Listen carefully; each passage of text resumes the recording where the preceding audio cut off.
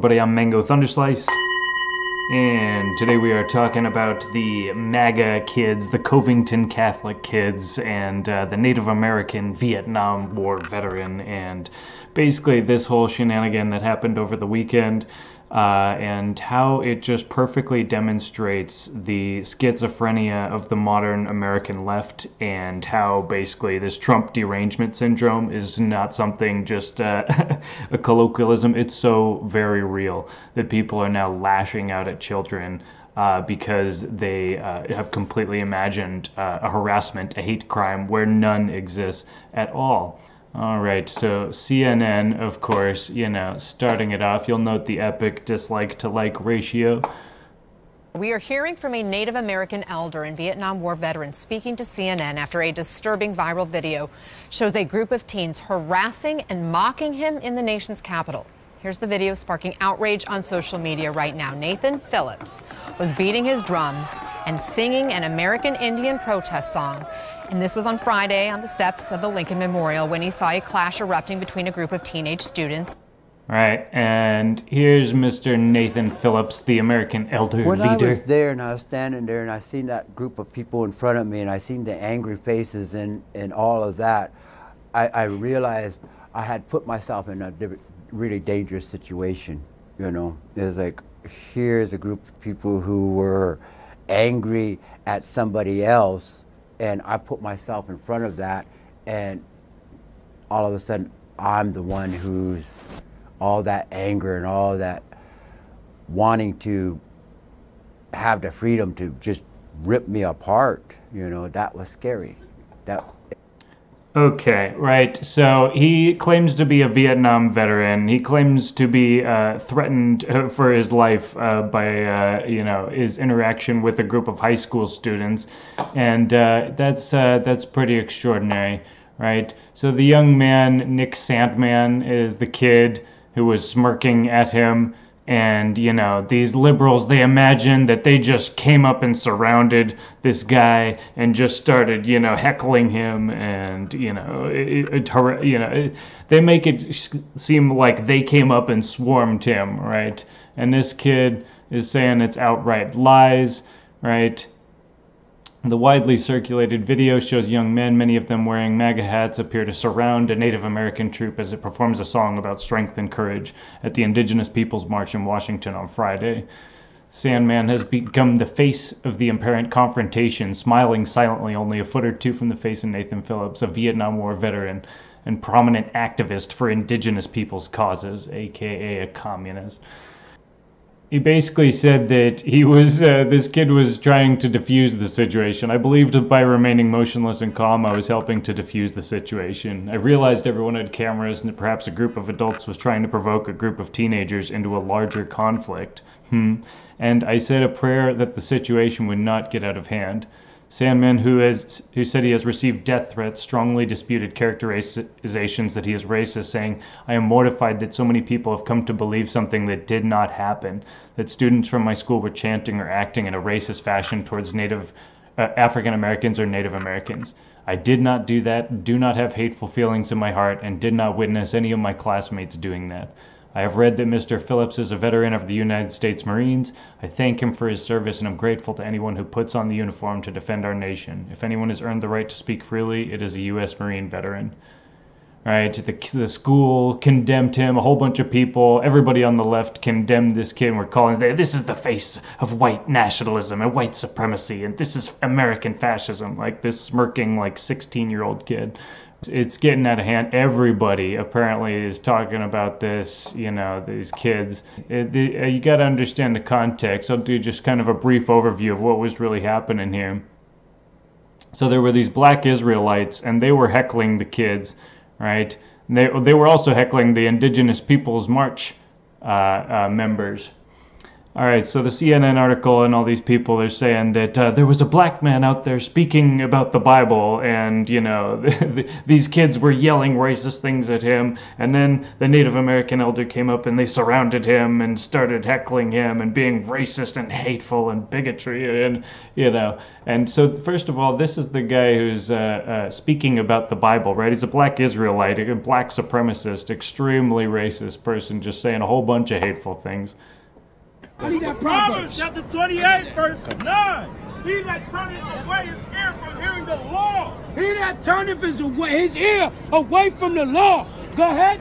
Even his prayer shall be abomination. Even his prayer shall be abomination. If you're a bunch of child molesters, if you're a bunch of faggots, if you're a bunch of dykes, the Lord said your prayer ain't being heard. Go ahead.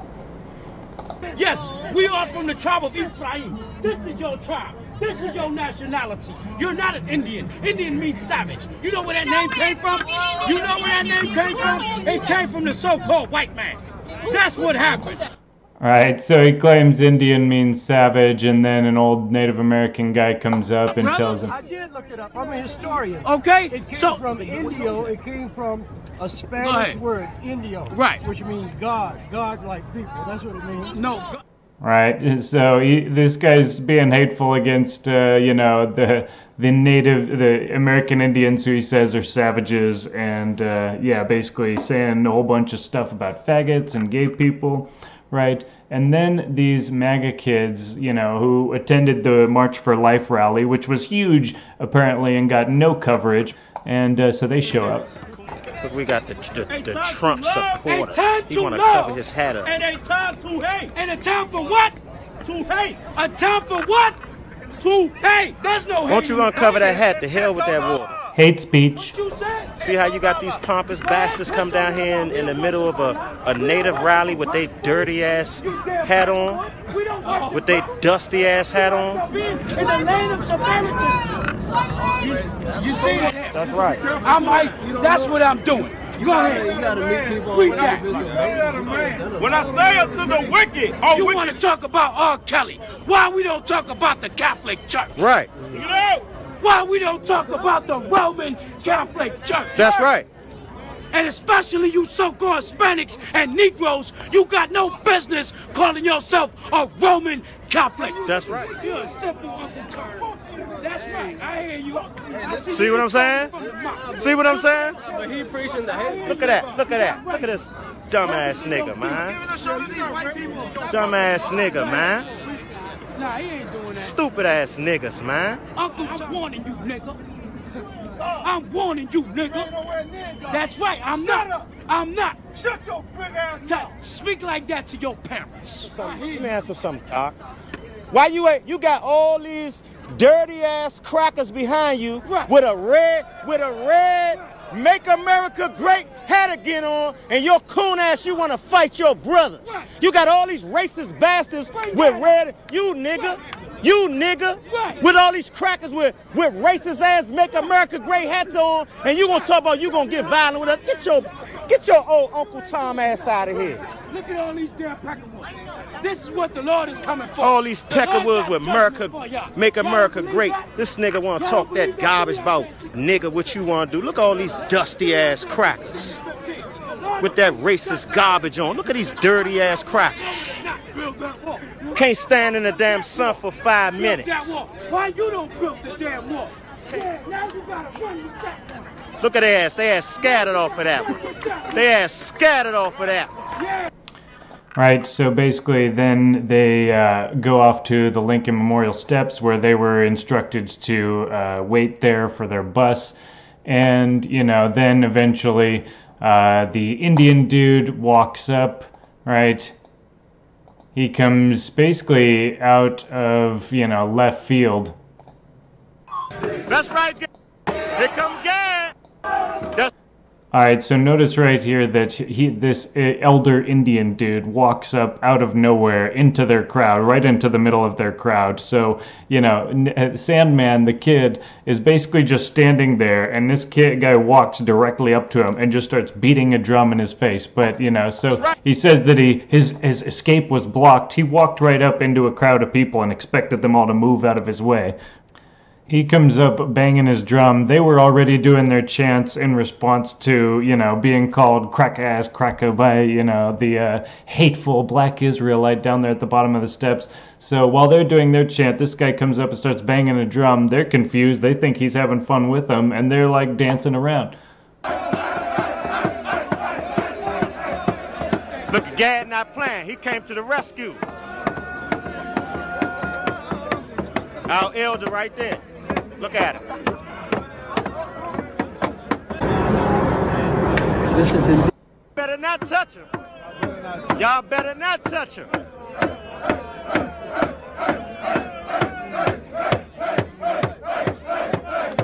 When I was there and I was standing there and I seen that group of people in front of me, and really dangerous situation, you know. It was like, here's a group of really dangerous situation. Yep, this is a dangerous situation. These are very threatening people, right? These little 15, 14, 16-year-old boys all smiling with their chubby faces like, oh yeah, this is real threatening to a Vietnam veteran.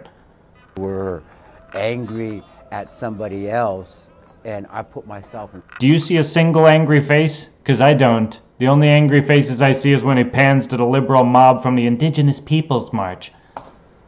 Front of that, and all of a sudden I'm the one who's all that anger and all that wanting to have the freedom to just rip me apart, you know. That was scary. When I started going forward and that massive groups of people started separating and separating and moving.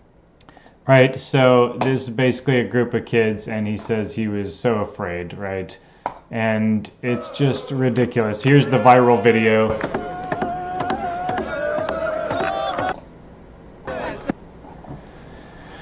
So in response to basically Mr. Sandman smiling and standing his ground and exercising perfect spiritual discipline and poise, in response to a communist expecting him to just step aside and walk through and just show that basically, you know, he can walk all over these white kids, right? He stood his ground, and that triggered the left like nothing has in at least 72 hours, right?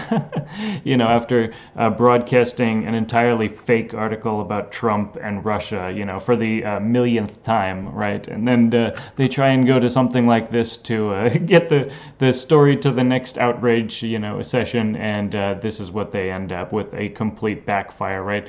And all right, so they start going crazy. Kathy Griffin, P.S. The supply from the school was pathetic and impotent. Name these kids. I want names. Shame them. If you think these fuckers wouldn't dox you in a heartbeat, think again, right?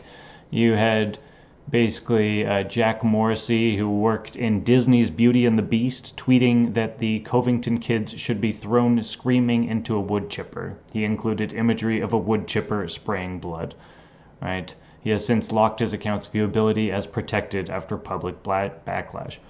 Muslim activist and former CNN host Reza Aslan tweeted that one of the Covington students, Nicholas Sandman, had a punchable face. Aslan was the same pundit who claimed to have cried at Gillette's commercial against toxic masculinity. Comedian Ben Isaac Hoffman performs as Wheeler Walker Jr. and tweeted disturbing comments from that account.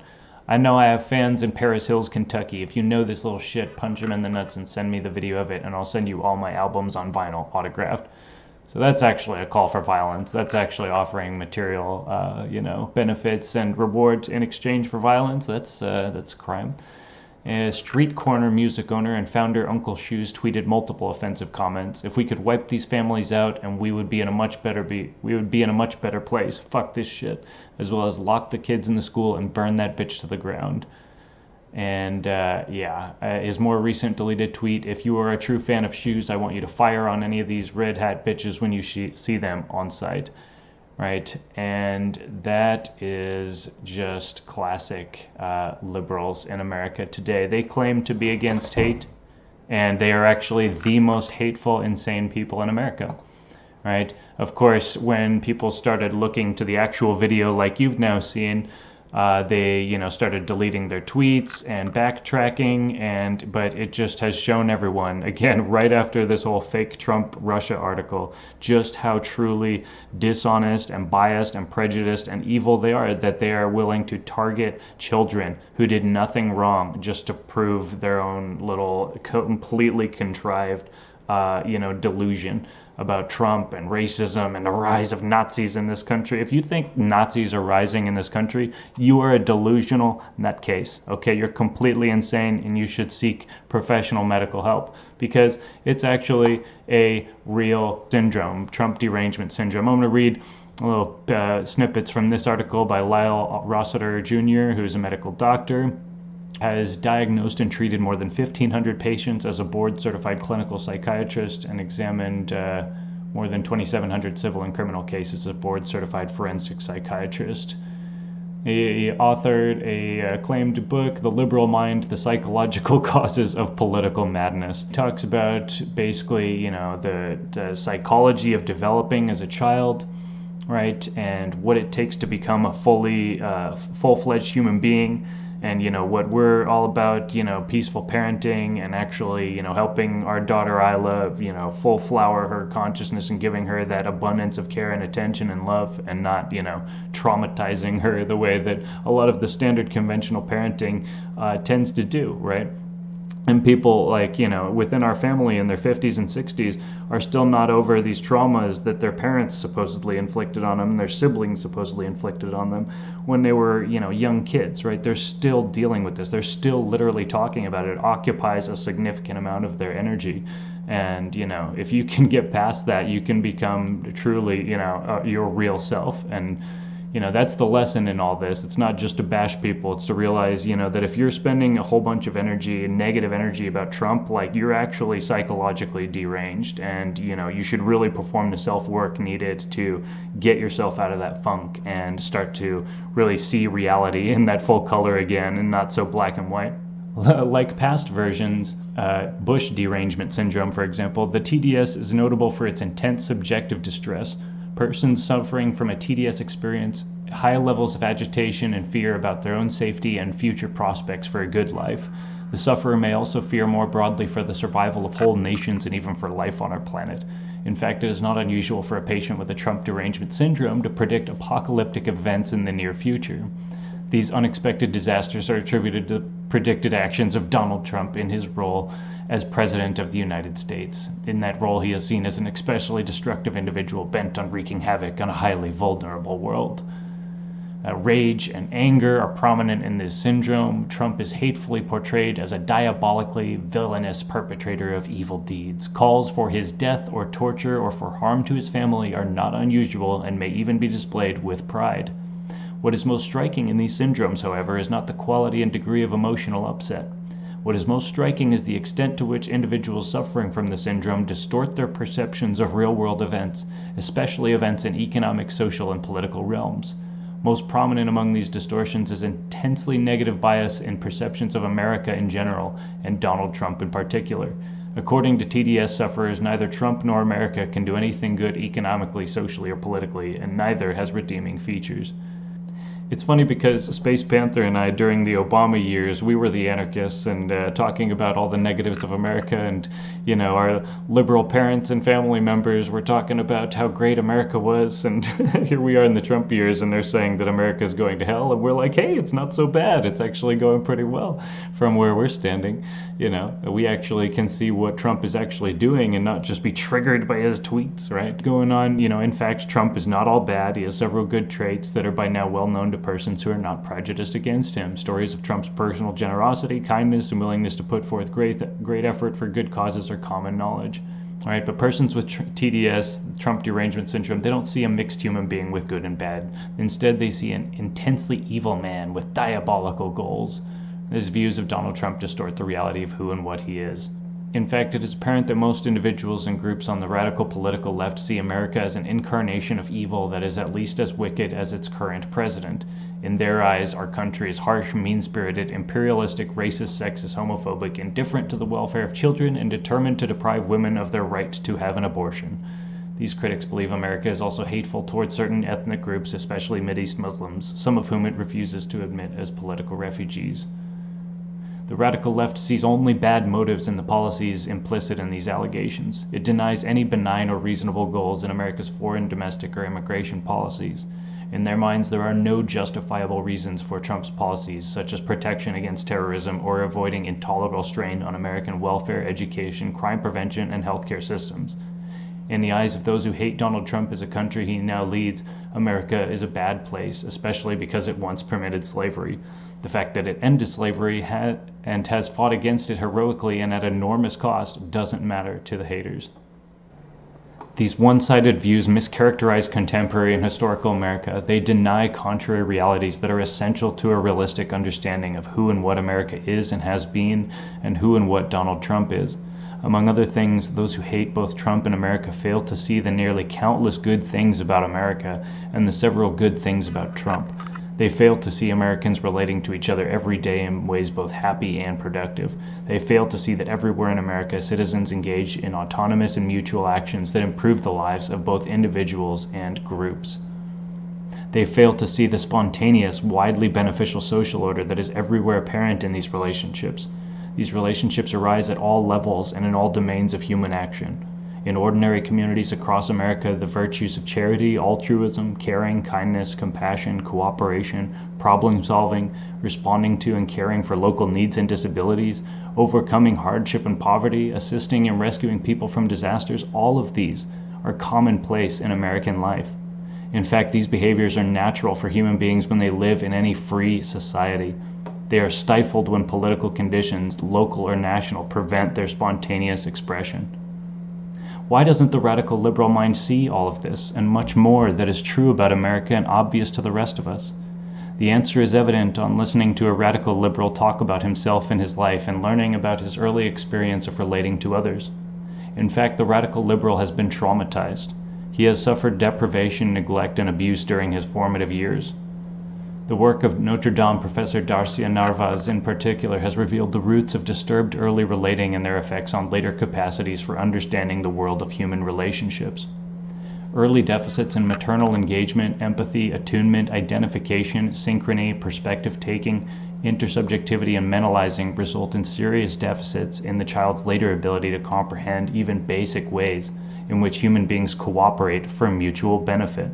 The man or woman who identifies with the radical left in America or who suffers from a Trump derangement syndrome suffers because his distortions of the relational world construct a false picture of human relating.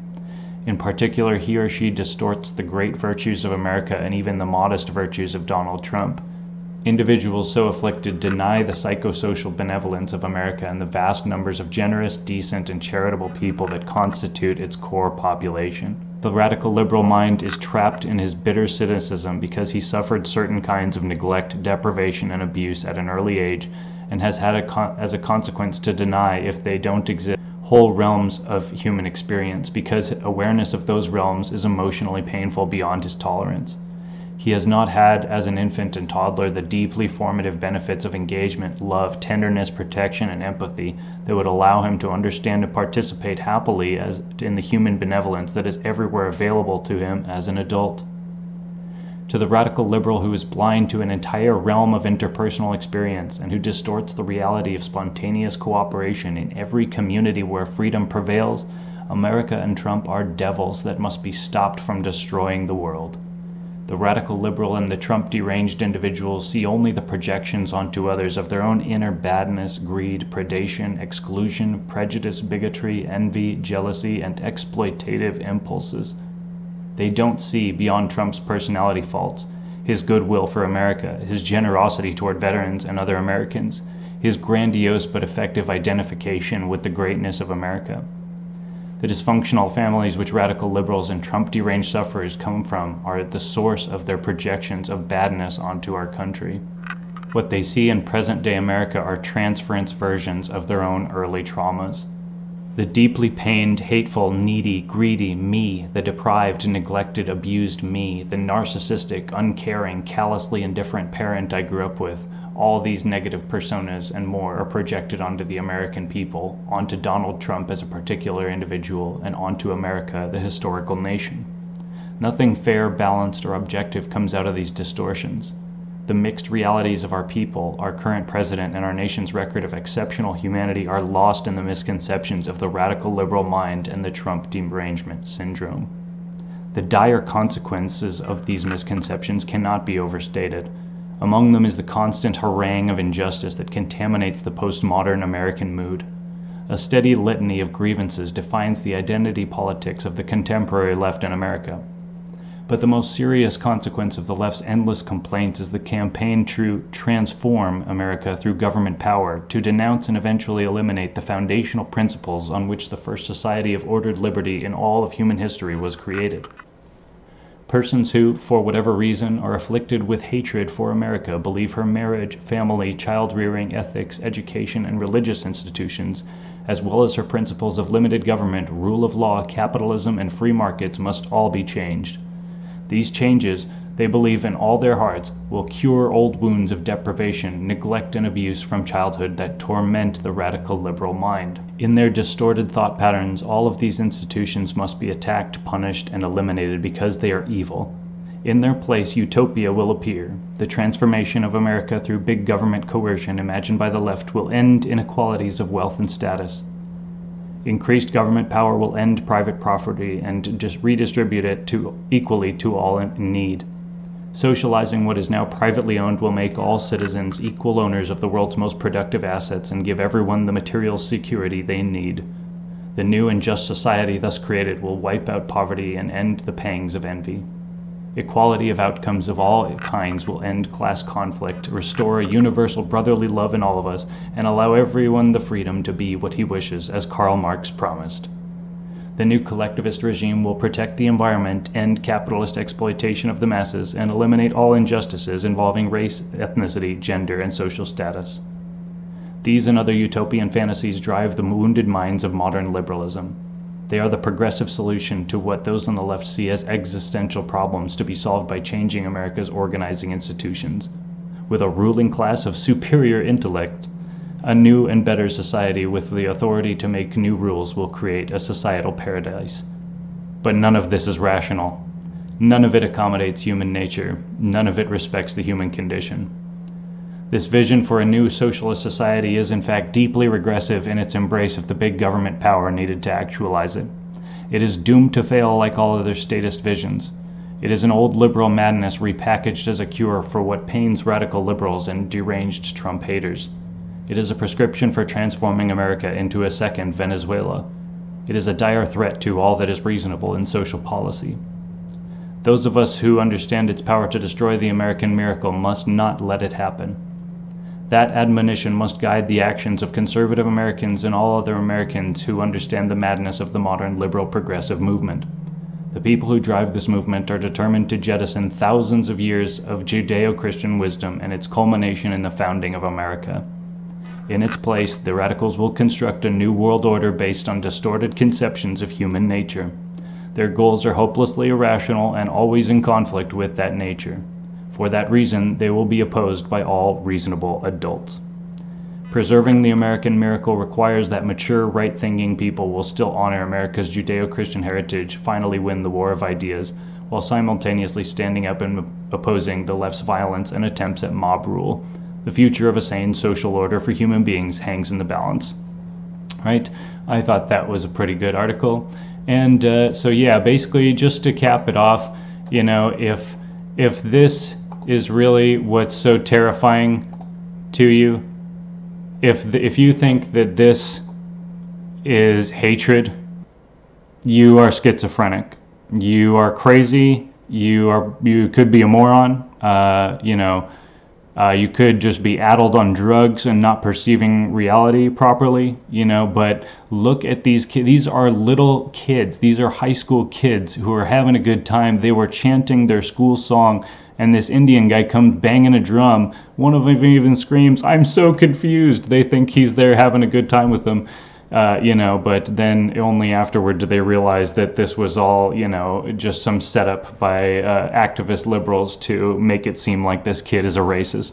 And now these kids are getting death threats and, you know, facing expulsion from school because the left is, you know, projecting their own early age trauma onto the world, onto the president, onto the country, and they need to deal with their own shit, and they need to get over their own problems and do that inner work and stop pretending like the whole world is racist and out to get to you, because you're the only one who's keeping you down in the end. The white man just wants to help you. We just can't stand your bitching, and we're not going to stick around just to listen to, you know, about how we're evil, you know, when we pretty much built the modern world, right? Of course, we had help from a lot of people, but it's a culture of individual liberty. It's a culture of respecting achievement, and you know, it's that those foundational values of Western civilization that make, you know, people, that incentivize people to do the right thing, to treat their brother, you know, their neighbor as their brother, treat them as they would want to be treated, and to invent things, right? Capitalism, self-interest, and, you know, that's, and here's this kid. They say this kid's a coon and an Uncle Tom, right? He's just a little high schooler dancing to the beat, right? And the people who hate on these kids are pathetic, despicable losers who, you know, they will soon be overrun in politics by the new Generation Z, who watches videos like this on the internet and can see that, you know, all these CNN narratives are completely fake. And that's why the media are going down, down, down, down like the Titanic to the bottom of the Atlantic Ocean. And that's a beautiful thing. And with that, we will close with NPC Orange Man Bad. Cheers. Breaking news. Orange Man bad. Orange Man bad. Orange Man. Orange Man. Orange Man. Orange Man.